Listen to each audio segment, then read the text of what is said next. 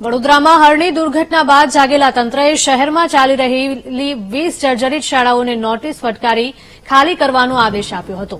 જો કે નોટિસ આપ્યા બાદ પણ અનેક શાળાઓ જર્જરિત મકાન શિક્ષણ કાર્ય ચલાવી રહી છે. તાંદલજા વિસ્તારમાં આવેલી નેતાજી સુભાષચંદ્ર બોઝ શાળામાં પણ નોટિસ મળ્યા છતાં જર્જરિત શાળામાં શિક્ષણ કાર્ય યથાવત છે.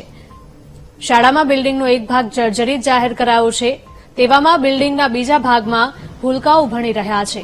એક બાજુ તંત્ર દ્વારા નોટિસ ફટકારાઈ છે, તેવામાં વિદ્યાર્થીઓને અન્ય જગ્યા પર ન મોકલાતા બાળકો પર જોખમ ઉભું થયું છે.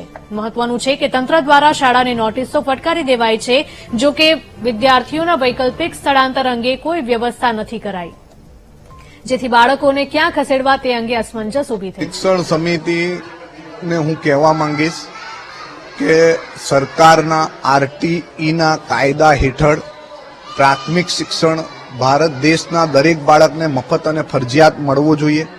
તમે એ મફત અને ફરજિયાત શિક્ષણ હેઠળ જે બાળકોને પ્રાઇવેટ સ્કૂલોમાં સમાવેશ નથી કરવામાં આવતા એવા બાળકોને માટે સરકારી સ્કૂલ તમે બનાવી છે.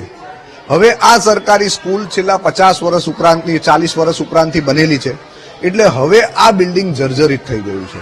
જર્જરિત થઈ ગયું એટલે એની નોટિસ હરણી બોટકાંડ બાદ આપનાર પણ કોર્પોરેશનનું ડિપાર્ટમેન્ટ, આ સ્કૂલ ચાલે છે એ પણ કોર્પોરેશનના અંદર ચાલે છે.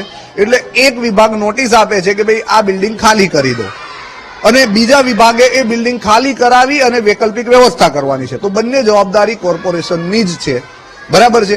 અને અહીંયા આગળ એ કોર્પોરેશનની જવાબદારી હોવા છતાં બિલ્ડિંગને ભયભીત